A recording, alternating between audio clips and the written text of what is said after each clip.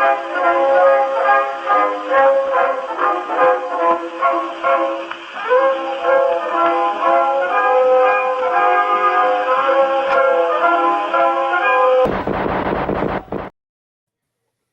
evening, ladies and gentlemen. Welcome to a new episode of Flesh Wound Farce, where we review and discuss your and our favorite comedy films. This is the world's first and only combination trivia host and professional wrestling announcer of Chilean descent that currently resides in Southern California, Ozzy V. And with me, as always, on this program, first in the Northern California Bay Area, world-famous juggler Greg Larson. How you doing, Greg? Besides the fact that both of our football teams are playing golf together, doing all right. How about yourself, Ozzy? That's why I felt it would be fitting that we'd be in the same theater. Oh, that's fair. So, that's fair. This is the out of playoffs theater. Excellent. So there you go. Also with us, ladies and gentlemen, Flesh Wound producer Todd. Good evening, gentlemen. So before we get into this fantastic review of Police Academy 3, in early January, there's been a lot of stuff happening with the fire. So just to take a bit of serious tones and just show much appreciative thanks to all the firefighters and first responders out there. Todd had the idea like, hey, Steve Guttenberg was in the news about this. I'm not too familiar. Todd, could you follow up? Oh, yeah. Well, so I didn't know if you saw Steve Guttenberg was out there helping people during the fire. He was on the news, although little disappointed in KTLA for not recognizing Steve Guttenberg. I mean, you got the Goot right there. Wait. himself. Wait. You're gonna have to explain. I don't understand. They didn't like they didn't know who he was. They were interviewing the man on the guy helping people, which was Steve Guttenberg. When they asked, oh, what's your name, sir? He's like, Steve Guttenberg. Do you live around here? It's like, yeah. So, but he didn't. But did he like? He did big time or anything. No. Okay, like he didn't skip a beat or anything. Like no, everyone else was like calling them out for not knowing who Steve Guttenberg was. That makes him look real cool. Like, but that's got to be hilarious for the news. Just pick him up and think like, wait, is this supposed to be a commercial or something? Like, is he gonna ask me to get insurance on my car in a second? Or is this a fire insurance commercial? I mean, the bad timing. But for them to ask, and your name, sir? I'm Steve Guttenberg. Like, that's pretty good. Send the guy a copy of Short Circuit. I'm just kidding. We're not watching Short Circuit today. We're discussing Short Circuit. Oh, that's in the future, Todd. We will be reviewing and discussing Police Academy 3 today, back in training, rated PG with a runtime of 83 minutes, released on March 21st, 1986. Todd, do you have a trailer available? Yes, sir.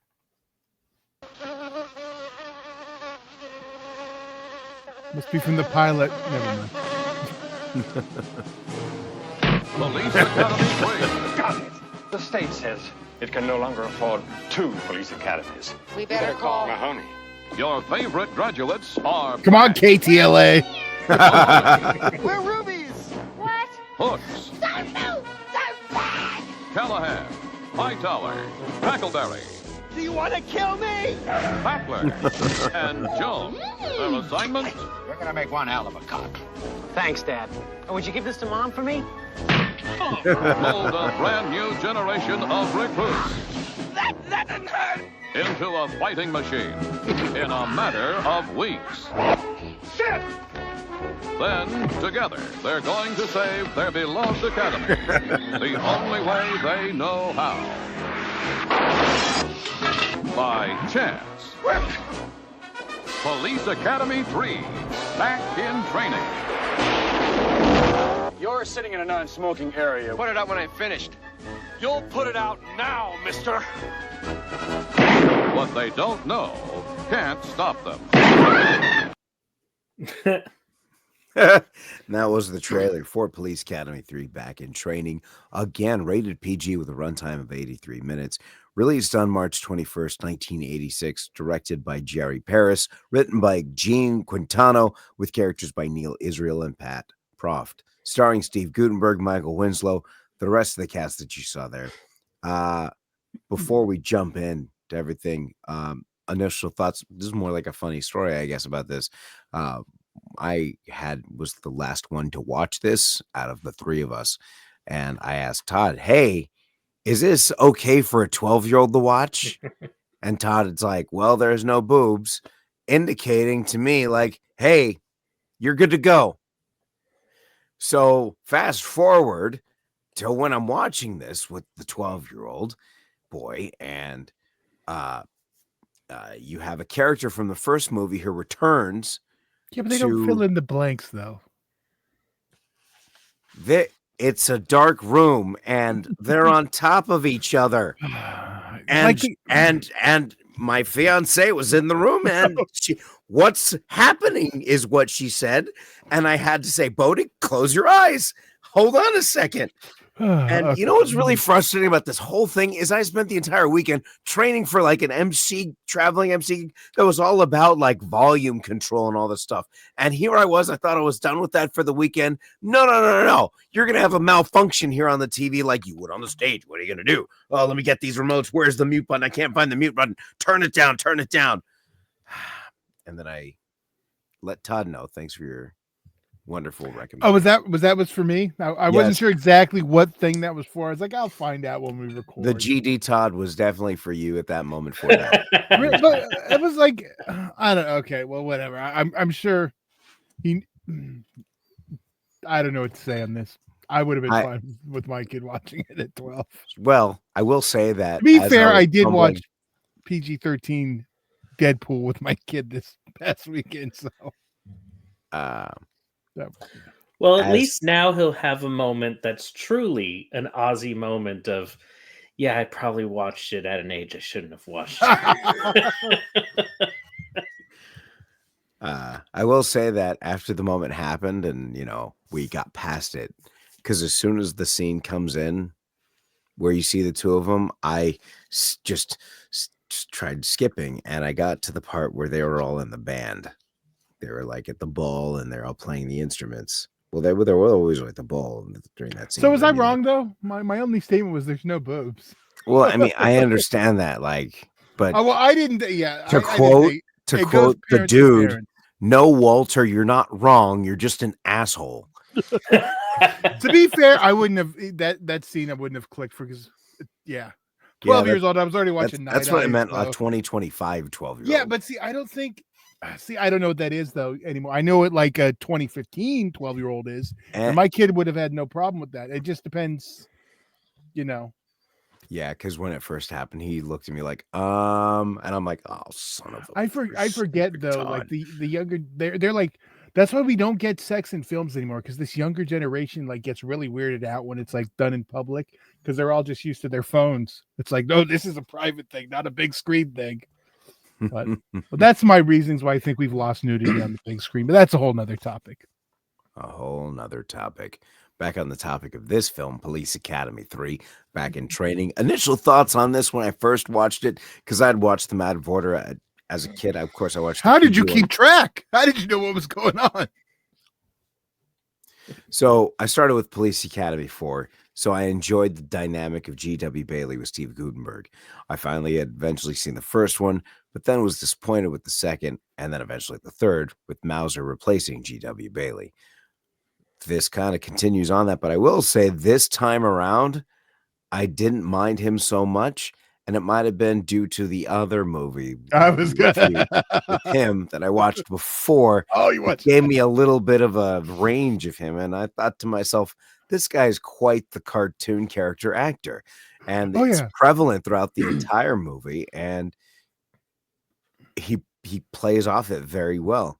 So I was actually more pleased this time with him in the movie than I was in previous times. You might want to rewatch 2, because I think 2's a better movie, and he's even better in that. But I think with your tolerable, you can tolerate him now that it's not Harris. But don't get me wrong, I still think Harris is top. Oh no, I agree. I like Harris and Proctor better, but I like Proctor. He's great with either one of them, I think personally. But yeah, I love both. But I think I would have, if we wouldn't have went back to Harris, I might not have warmed up to Matt. But well, like I guess for me, Harris was only in the first movie, so it wasn't like like them changing it in the new place, it didn't really click. Like, you know what I mean? I hadn't seen 4 yet, and I'd seen them in order. So it was just like changing something as they went, because characters revolved around. So I didn't have like any immediate like, oh, where's Harris? Although I do love Harris. Yeah. And of course, the rotating love interest of Steve Guttenberg after Kim Cattrall. Well, the funny thing is on the IMDb page. Oh, there it is. Sean Weatherly was her name. Of course, comes at the bottom of the list. But initial thoughts on this for who wants to go first? Y'all go. This was my first Police Academy that I'd seen. And yeah, I was really excited to come back to it because I was like, oh, I remember this is the one where Bobcat Goldthwait was in it a lot more. And, I was super excited. But when I was a kid, like that was awesome. Bobcat was hilarious and fantastic. As an adult, I'm like, shut the hell up. Like, so it was really a different experience, And is we probably less than a week ago, Jacqueline and I were watching some YouTube videos and actually saw Bobcat on the Carson show, and it was just screaming the whole time.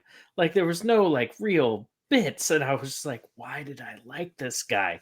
But nonetheless, yeah. So this movie was still like I enjoyed the trip down memory lane with it. There were still some fantastic parts throughout it. So yeah, it was definitely fun to revisit for me. John? This one is like watching paint dry. I hate this one. I always have. I think I like some bits more because I've always liked Mauser too, and I like Sweet Chuck and Bobcat.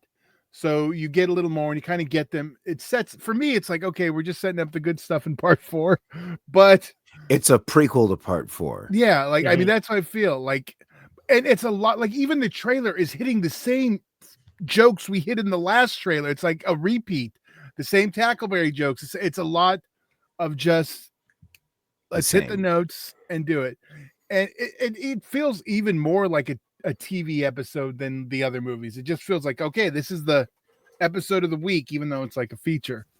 I think for me, it was they hadn't found their tone yet because they've dropped the rating every time. So like the R1, Perfect Police Academy, PG-13, they're kind of softening up a little. Straight PG, it's a little too cartoony for me. I think they find their tone better in the next one. If they keep it, we'll find out when we see more police academies. But what was the rating in 4? Everything on is PG. Okay.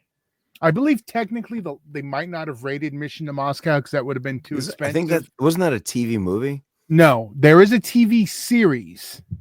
No, I'm not talking about. Well, I remember one that was on Fox, and it was like a TV movie. No, like you might be. It was a TV movie. You might be thinking Revenge of the Nerds, but there was not a TV movie. I can't say it didn't premiere on like a TNT or something, but it didn't go theatrical. But it wasn't a TV movie. I don't know if it was a TV premiere though.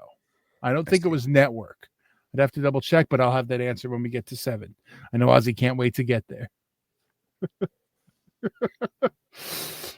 We'll have some even more news for you in a couple weeks too. Okay. So, getting into the favorite moments here. This one hit me just because it was a very like a line you weren't expecting, because Michael Winslow's character of Jones, I mean, he does his entire shtick is about the mouth movements. And as we covered in the first episode, the people who were writing this movie saw him do stand-up, and the sound went out, so he borrowed the bullhorn from the fire marshal and did the act through the bullhorn, and they wrote a part in the movie for him. So everything in these movies is him with his sound effects, except for one line, and it got me good.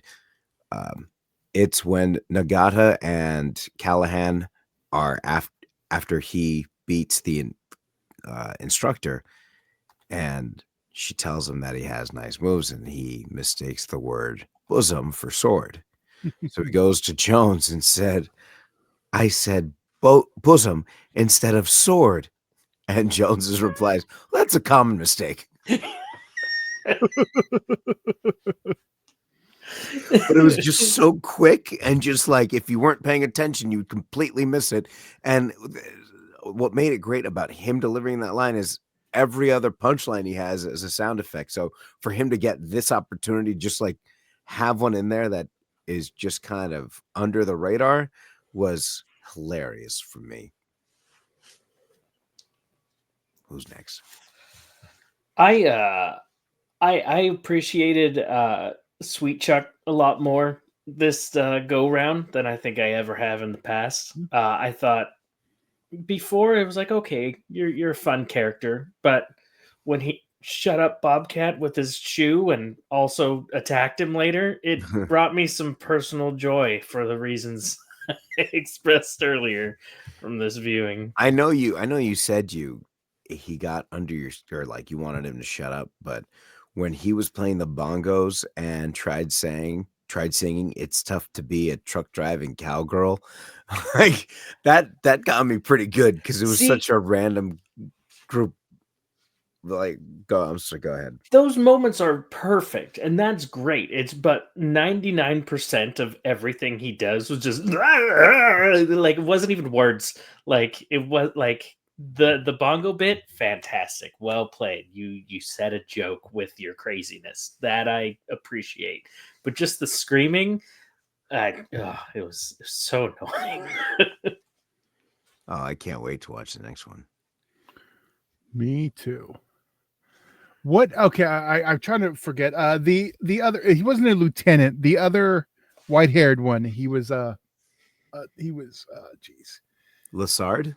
No. I know Lassard. I can't remember if he was the lieutenant, the one under the mayor, the older white-haired guy, The one who was watching over both academies, basically. Yes, and I can't think of what his rank was because I'm trying to give his name and like I'm trying to figure him out on IMDb. I forget his name. Is it Chief Hurst? Yeah, I know. I should have had. Yes, Hurst. it is. Yeah, it is. Okay, Chief Hurst. There's a part in the finale when he's getting robbed, and the line that got me just they're taking his medals. He's like, no, not the one for bravery.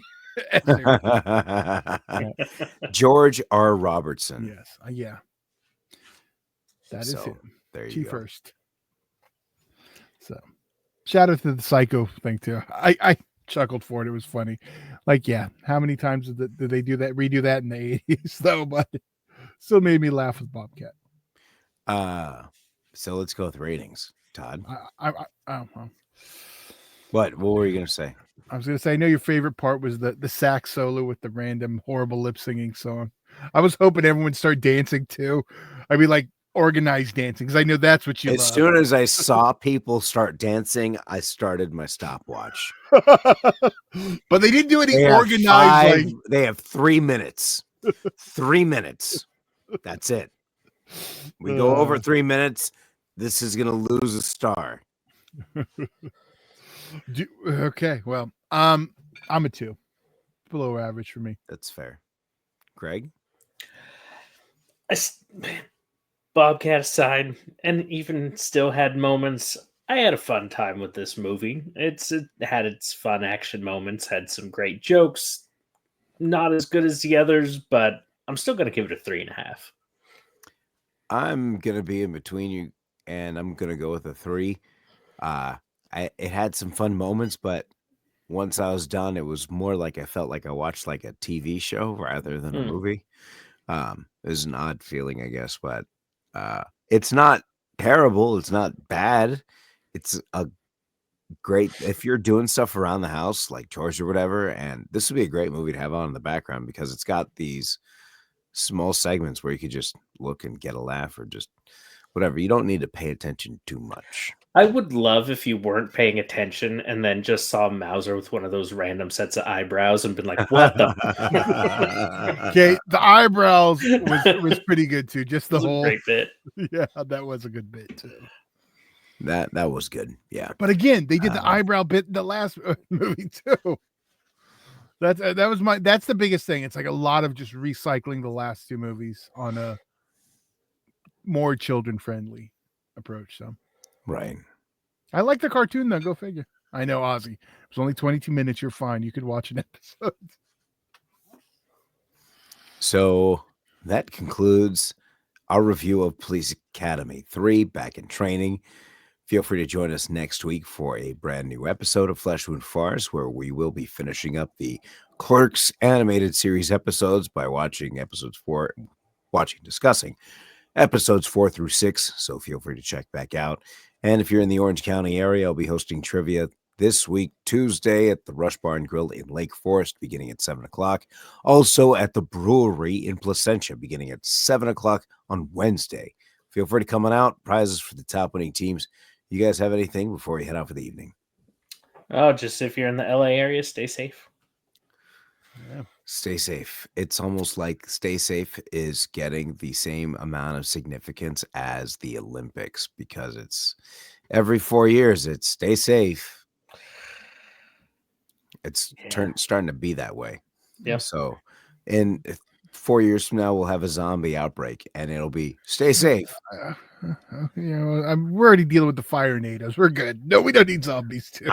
Yeah, I know. I'm not saying why would I say we need them. I'm just saying 3 or 4 years from now, it's going to be zombies. So that's what I think the wheels. Hopefully, no lavalantulas, because Steve Guttenberg did fight lavalantulas in LA in the movie Lavalantula and its sequel, To Lava, To Lantula, which if you haven't seen, I do recommend. Wait, is that really the name of the Oh sequel? my god!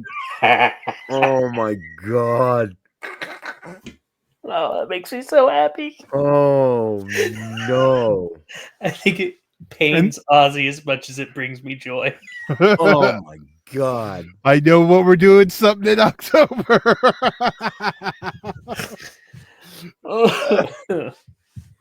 Yikes.